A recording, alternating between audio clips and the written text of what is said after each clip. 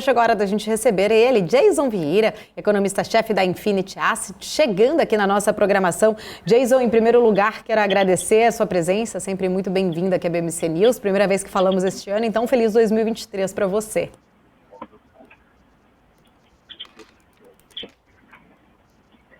Não estou conseguindo ouvir. Obrigado e obrigado pelo convite mais uma vez.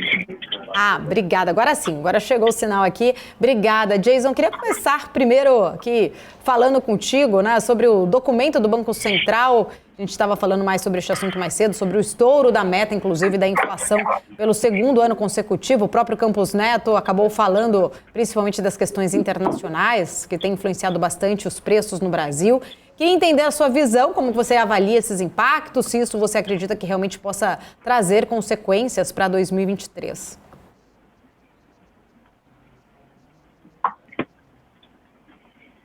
Consequências não. A expectativa é de que a meta de inflação já não seria cumprida, tanto que a carta já estava praticamente pronta, mesmo antes do IPCA. Mas temos que considerar também que a inflação brasileira vai provavelmente fechar abaixo da inflação americana. Nós provavelmente vamos fechar, a esperar o CPI amanhã nos Estados Unidos, a expectativa é de que provavelmente o CPI no núcleo fique parecido com a inflação fechada brasileira.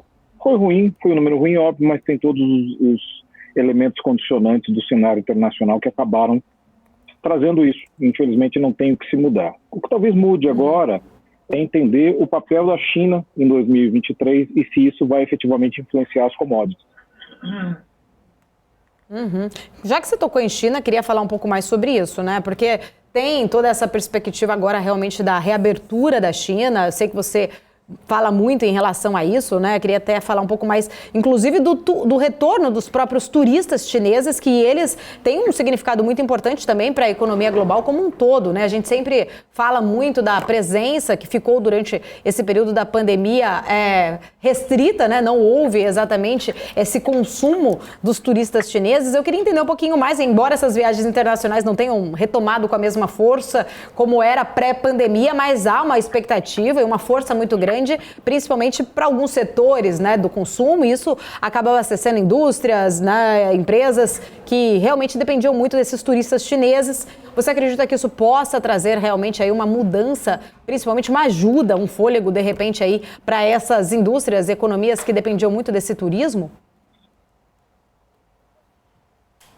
Eu não contaria com isso no curto prazo, porque com os outbreaks de Covid na China, eu acho que o movimento dos chineses no mundo vai ficar um pouco mais restrito. Ao menos vão ter que passar pelo menos por todo aquele processo de testagem, possíveis quarentenas, aquilo tudo, ou seja, ainda vai ser algo muito restrito. Para a China dá-se a sensação de que tudo está tudo bem, mas não está. Eles precisam urgentemente adotar uma vacina nova. Eu acho que se eles finalizarem a adoção de uma vacina da Pfizer, coisa parecida que seja mais eficiente contra a Omicron, provavelmente vai haver uma reação positiva em termos globais. Mas não é o que acontece por enquanto. Eles estão dando sinais importantes em relação à retomada da atividade econômica, muito importantes. Esta madrugada, o Banco Central chinês indicou que vai reforçar com os bancos regionais o crédito e o financiamento para as empresas com o processo de retomada da atividade econômica. E aí, efetivamente, isso daí tem as suas consequências mais positivas. Mas em relação ao turismo especificamente, eu, pelo menos no curto prazo, não contaria com isso. Em relação à questão das commodities, Jason, a maior importadora aí global, né, de commodities, a China, como que você enxerga exatamente, né, essa exigência agora desses viajantes cumprindo essa quarentena antes de entrarem no país? A decisão poderia impulsionar, de repente, essas importações chinesas, o que, por um lado, ofereceu bastante suporte, na verdade, né? A maioria aí das soft commodities, vamos dizer assim, que foram negociadas na Bolsa de Nova York, mas eu queria entender um pouco mais da sua visão como um todo para as commodities diante deste cenário.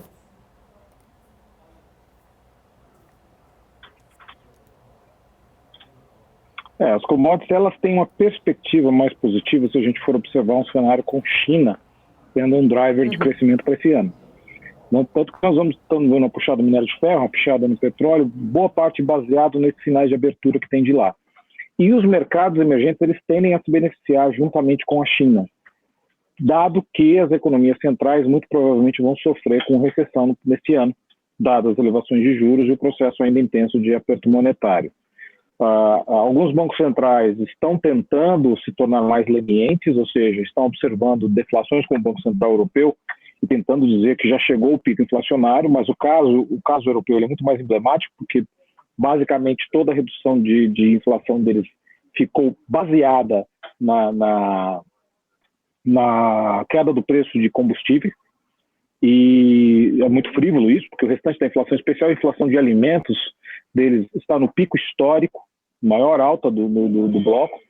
Então é difícil. Agora, para os Estados Unidos está relativamente mais fácil por um lado, porque amanhã nós estamos no CPI já com projeção de números negativos, expectativa de 0,1 negativo para o índice cheio e 0,3 positivo para o núcleo, que é um número considerado controlado, e o conjunto inflacionário dos Estados Unidos tem se colocado no sentido da desinflação. Ou seja, quando o conjunto inflacionário, esse sim, está caindo, traz mais conforto para a política monetária. Mas tem o lado do mercado de trabalho nos Estados Unidos, que eles estão em pleno emprego, e mesmo que tenha vindo na semana passada alguns dados do payroll, onde o custo de mão de obra não foi tão elevado quanto se imaginava, mesmo assim, com o desemprego em 3,5%, com tantos parâmetros de curva de Phillips, é bem complicado o Banco Central americano já finalizar o fim do aperto, e provavelmente é o que ele não está fazendo. Todos os membros do Fed estão dando um sinal mais hawkish, porque não é só a inflação que precisa aliviar, o mercado de trabalho também. Porque enquanto não conseguir aliviar esse mercado de trabalho, pode-se subir juros que a gente não vai ver esse efeito aí, a inflação não consegue se arrefecer, né, Jason? Está muito mais ligada realmente à questão do consumo do que ao crédito, né? E o americano ainda não está acostumado a lidar com a inflação. Eu estava lendo aqui outro dia, discutindo sobre esse assunto até com o nosso querido Vandica Silveira, e ele falou exatamente o que o americano hoje está passando foi similar ao que o Brasil viveu em uns anos atrás, nas décadas passadas. Então muitos acabam acumulando alguns, né, alimentos em casa, alguns bens ali que eles consigam já ir comprando com medo da inflação e gerando mais inflação, né? Então enquanto esse emprego estiver forte, é um grande desafio aí para o Fed, porque a gente não vai conseguir ver realmente uma reação da inflação, né?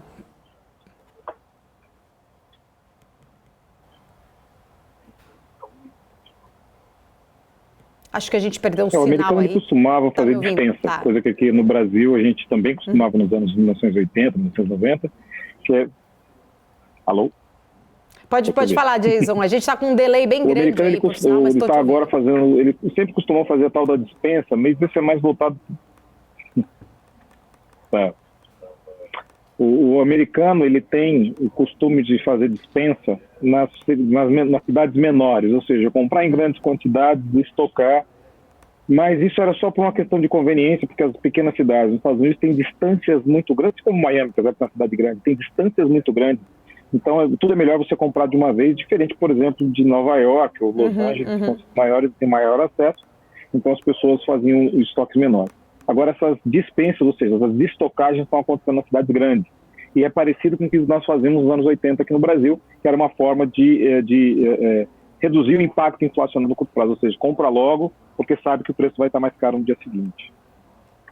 Exatamente. Jason, eu quero agradecer. Hoje nossa conexão estamos aí um pouco com um delay, não está das melhores. Eu agradeço o seu tempo. A gente volta numa outra oportunidade para discutir mais. Sempre seja bem-vindo você, todo o time aí da Infinity Asset aí, da gestora, para conversar aqui com a gente. Um beijo enorme, até a próxima.